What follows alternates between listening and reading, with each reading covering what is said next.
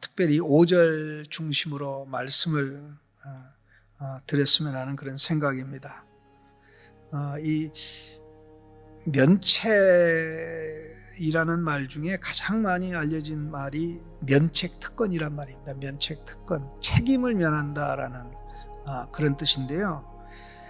여기에서 사용된 면책이라는 단어는 책임을 면한다는 뜻이 아니고 이 얼굴을 맞대고 책망한다, 그런 단어입니다. 얼굴을 맞대고 책망한다라는 단어인데 솔직히 왜 이 면책이라는 단어로 그 히브리어가 토케하라는 단어인데 번역이 됐는지 저는 개인적으로 이해가 좀 안 됩니다. 왜냐하면 이 단어는 성경에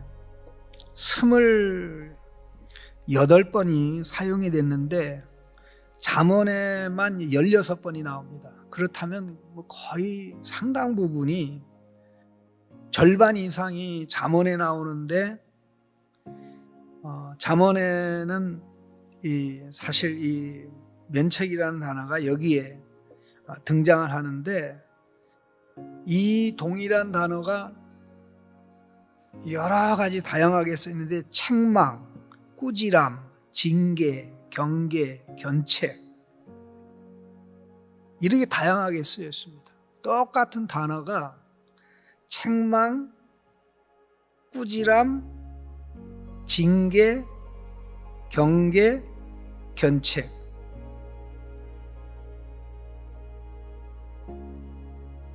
그리고 여기 오늘 본문에서는 면책이라는 단어로 번역이 된 겁니다.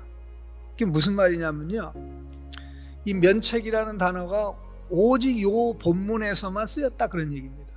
번역할 때, 우리말로 번역할 때, 그러니까는 이 말씀을 볼 때 원래 하나님께서 우리에게 주시고자 하는 말씀의 뜻을 우리가 정확하게 이해할 수 없게 됐다는 뜻입니다. 똑같은 단어를 이렇게 다양하게 번역하니까 우리는 여기 면책이라는 단어가 여기만 나오는데 이게 무슨 뜻이야? 얼굴을 맞대고 책망하는 것은 숨은 사랑보다 나으니라. 이렇게 하니까 이 원래 하나님께서 우리에게 주시고자 했던 말씀의 의미가 상실이 되는데, 제일 중요한 거는 이 단어를 이해할 때 이게 어떤 의미를 가지고 있는지, 사실 책망하다라고 번역된 것도 이 단어고, 징계라고 번역된 것도 이 단어고, 경계로 번역된 것도 이 단어고, 견책으로 번역된 것도 이 단어.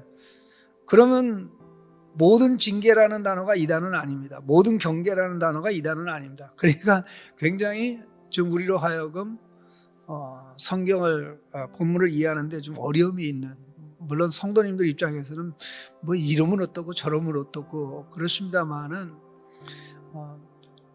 중요한 거는 말씀을 하시는 하나님의 그 뜻을 정확하게 이해하는 게 더 중요합니다. 우리 마음대로 받는 것이, 이 계약서를 쓸 때 사실 계약서를 만든 사람이 유리하게 돼 있지, 그 계약서를 요구받고 사인하는 사람은 좀 불리한 측면이 있어요. 왜냐하면 보이지 않는 그런 내용들이 있기 때문에 나중에 계약서에나 그런 게 있는지 몰랐다고 얘기하면 계약서를 작성한 사람은 그 부분을 지적하면서 이게 이런 여기 있다 할 때는 그냥 속아버리기 때문에 그런 측면이 있는데요.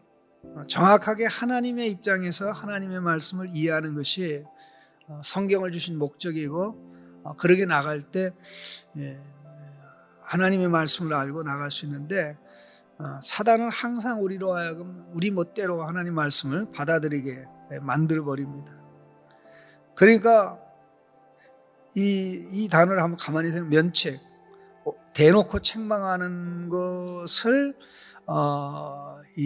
하는 것은, 얼굴을 맞대고 야단치는 것은 숨은 사랑보다 낫다, 이렇게 하니까는 이 책망의 종류가 여러 가지가 있는데 정말 이렇게 노골적으로 대면해서 하는 이 책망만 숨은 사랑보다 낫다라는 오해를 하기 때문에 정확하게 이제 의미 전달이 안 되는 그런 측면이 있는데요. 이 잠언서의 내용을 하나하나 이렇게 살펴보면 이 책망이라는 것이, 여기 면책으로 번역됐지만 책망이라는 단어로 이해하는 게 더 좋을 것 같은데요. 이 단어가 가장 많이 번역된 건 책망으로 번역됐는데, 책망은 부모가 자식에게 하는 겁니다. 부모가 자식에게 하는데, 그럼 부모의 마음에 안 들어서 자식을 책망하느냐? 그게 아니고 부모가 하나님의 말씀을 가지고 살아가는데 하나님의 말씀을 무시하고 살아가는 자녀를 보고 그렇게 살면 안 돼. 하나님의 마음을 담아서 경건한 자녀로, 구별된 자녀로 살아가라고 하나님을 대신해서 권고하고 지도하는 것입니다. 그 권고와 지도를 통해서 성령님이 역사하시죠. 책망을 듣고 돌이키면 성령이 역사하고 거부하면 성령의 역사가 없습니다. 그런데 놀라운 사실은 하나님의 책망을 거부하면 반드시 후회하게 되어 있습니다. 그게 잠언을 시작하는 잠언 1장에 나와 있습니다. 그래서 후회하는 사람이 내가 어찌하여 책망을 무시하였는가, 이렇게 나가죠. 그래서 이제 3장에 가서 말씀하기를 내 아들아 여호와의 징계를 경히 여기지 말라. 그 꾸지람, 오늘 본문에 나오는 이 면책이라는 단어, 똑같은 톡해하라는 단어입니다. 그 꾸지람을 싫어하지 말라. 5장에도 보면 말하기를 내가 어찌하여 훈계를 싫어하며 내 마음이 꾸지람을 가볍게 여겼는가. 그리고 6장 23절에 가면 우리가 잘 알고 있는 말씀인데, 6장 23절에 보면 대저 명령은 등불이요 법은 빛이요 훈계의 책망은, 똑같은 단어입니다. 훈계의 책망을 톡해하. 훈계의 책망은 곧 생명의 길이다. 그래서 10장에도 이제 이 징계, 그 다음에 12장 1절에 징계로 번역이 됐고요. 13장 18절에 보면 이렇게 되어 있습니다. 13장 18절 우리 같이 봤으면 좋겠습니다. 13장 18절입니다. 훈계를 저버리는 자에게는 궁핍과 수욕이 이르거니와 경계를 받는 자는 존영을 받느니라. 여기 훈계를 저버리는 자에게는 궁핍과 수욕이 이르거니와 경계라는 단어가 오늘 본문에 사용된 이 톡해야, 면책이라는 단어입니다.를 받는 자를, 이게 듣는 자입니다. 듣는 자. 경계를 듣는 자는 존영을 받느니라. 자, 15장 5절에도 보면은요, 15장 5절에 같이 읽습니다. 아비의 훈계를 업신여기는 자는 미련한 자요 경계를 받는 자는 슬기를 얻는 자니라. 여기 경계가 이제 오늘 본문에 사용된 면책이라는 단어입니다. 톡해야라는 단어입니다. 경계. 그 다음에 15장 10절에는 더 좀 세게 나와 있습니다. 말씀이 15장 10절에 도를 배반하는 자는 엄한 징계를 받을 것이요 견책을 싫어하는 자는 죽을 것이니라. 이렇게 되어 있습니다. 자, 이렇게 말씀을 쭉 보면 이 징계 혹은 경계, 책망, 이게 사람을 바르게 가게 하는 거구나. 하나님의 복을 누리면서 살게 하는 이런 길이구나. 하나님이 우리에게 하는 이 책망을 하나님의 마음으로, 내가 하나님의 말씀대로 가면서 자식에게 그 길로 가도록 하나님의 심정으로 권면하고 인도해서 하나님의 복과 은혜를 누리게 하는 이런 것이구나. 그래서 심지어 사람의 경우, 이제 최악의 경우가 하나가 있는데요. 우리가 잘 알고 있는 29장 1절입니다. 29장 1절을 보시면 이렇게 나옵니다. 한번 읽어볼까요? 자주 책망을 받으면서도 목이 곧은 사람은 갑자기 패망을 당하고 피하지 못하리라. 여기 자주 책망을 받으면서, 오늘 본문에 사용된 그 똑같은 단어입니다. 그런데 히브리어 원문에 어떻게 되냐면요, 책망의 사람입니다. 책망의 사람. 책망을 얼마나 많이 받으면 명칭이, 그러니까 야단 맞는 사람이에요. 늘 야단 맞아요. 여기서 야단 맞고 저기서 야단 맞고 늘 꾸지람을 받는데 항상 똑같아. 이제 그런 경우는 이제 소망이 없다, 그런 말씀인데요. 자, 이런 걸 놓고 생각해 보면,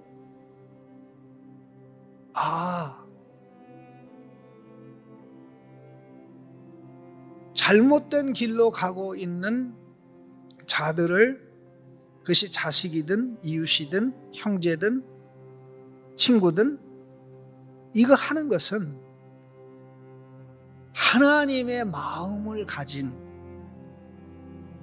사랑의 행동이라는 것입니다. 물론 이것을 할 때 지혜가 필요합니다.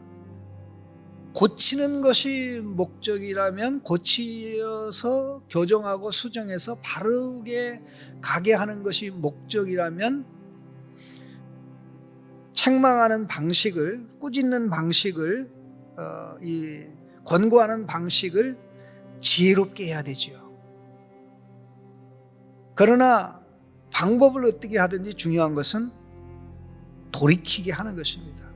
하나님의 자녀로 하나님이 가는 길로 가도록 하는 이 역할을 하는 것이죠. 그러면 이러한 이 권고, 견책, 책망을 하는 교과서가 무엇입니까? 그게 바로 성경입니다. 바로 그게 성경입니다. 우리가 잘 알고 있듯이 성경은 하나님의 감동으로 된 것으로, 교훈과 책망과, 교훈도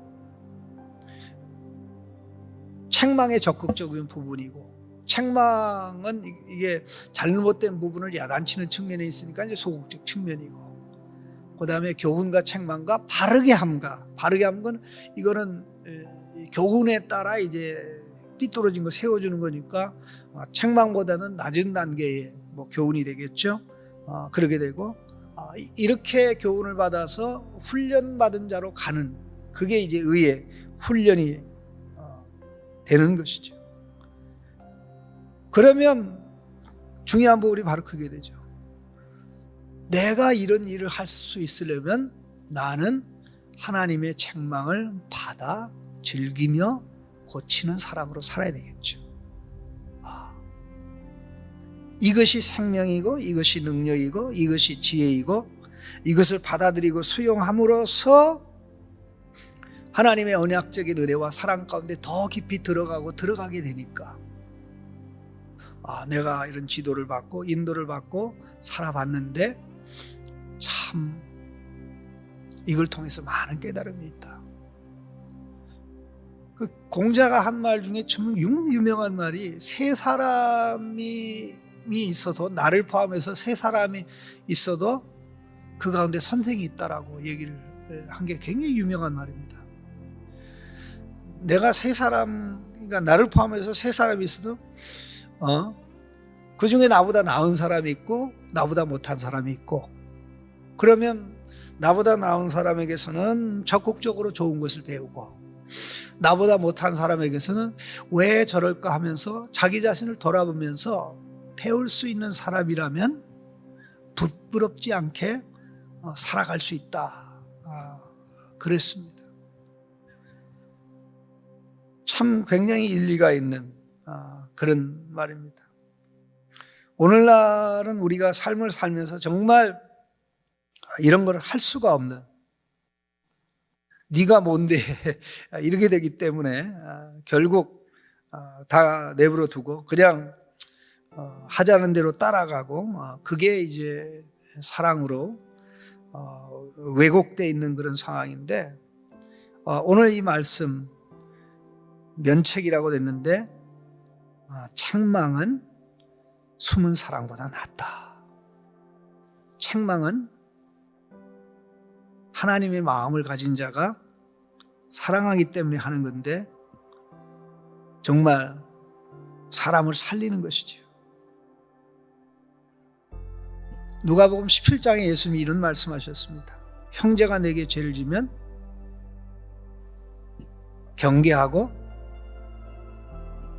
회개하면 용서하라. 경계하고 회개하면 용서하라. 경계하고 내가 스스로 조심하고 경계하고 회개하면 용서하라. 회개하면 용서하라. 그렇게 되어 있습니다. 그런데 경계를 하지 못하니까 회개하라고 요구할 수가 없죠. 경계의 결론은 회개이기 때문에 이렇게 되다 못하니까 그냥 계속 잘못된 길로 가게 되는 겁니다. 우리가 숨은 사랑은 있는데 정말 사람을 살리는 사랑, 망가져도 내가 망가지는 게 아니니까 괜찮아. 이게 뭐 숨은 사랑일지는 모르겠는데요. 숨은 사랑만도 못하겠죠. 그러나 사실 이러한 이 면책을 하는 사람은 사실 눈물을 머금고 하는 거죠. 그게 바로 6절에 나오는 친구의 아픈 책망입니다. 친구의 아픈 책망은 충직으로 말미암는다. 친구의 아픈 책망. 이 아픈 책망으로 돼 있습니다만은 실제적으로 사용된 단어는 상처입니다. 상처. 친구가 때리다시피 하면서 이제 권고하고 권면하는 거죠. 친구와의 우정에서 나온다는 겁니다. 살리고자 하는 우정. 그러나 원수의 그 잦은 입맞춤은 거짓에서 나온다 그랬는데 거짓 자체입니다. 입을 맞추면 맞출수록 그 입맞춤에 속아서 잘못된 길로 갑니다. 그러나 친구는 상처를 주는 거죠. 충성된 권고. 이 단어가 똑같은 단어가 20장 30절에는 상하게 때리는 것으로 번역이 되어 있습니다. 23장 29절에는 상처가 네게 있느냐 이렇게 되어 있습니다. 그래서 새 번역에는 친구의 책망이 아파도 진심에서 나오지만 친구의 원수의 입맞춤은 거짓에서 나온다. 그렇게 되어 있고요. 이 9절에 보면 친구의 충성된 권고가 이와 같이 아름다우니라. 기름과 향이 사람의 마음을 즐겁게 하나 친구의 충성된 권고가 이와 같이 아름답다. 결국 하나님께서는 우리 모두가 하나님의 징계, 책망을 잘 받아들이는 사람으로 바로 살아가는 가운데 우리 가족, 이웃, 또 친구, 지인들에 대해서 이러한 사랑을 가진 자로 살기를 원하는 겁니다. 옛날에는 이웃이 주변 사람들이 우리의 죄를 막는 이 경계자 역할을 했는데 오히려 요즘은 그런 역할을 못합니다. 그만큼 사이가 각박해지고 어려워지고 정말 죄가 잘못된 방향으로 억제되지 않고 나가는 그런 상황이 됐습니다. 오늘 5절 말씀 생각하면서 책망은 숨은 사랑보다 낫다. 이러한 하나님의 책망을 받아들일 수 있는 사람, 또 이런 책망을 지혜롭게 하면서 공동체를 아름답게 만들어가는 가정을 이렇게 아름답게, 교회를 아름답게 만들어가는 성도 되게 앞서서 이런 기도를 하시다가 돌아가셨으면 좋겠습니다.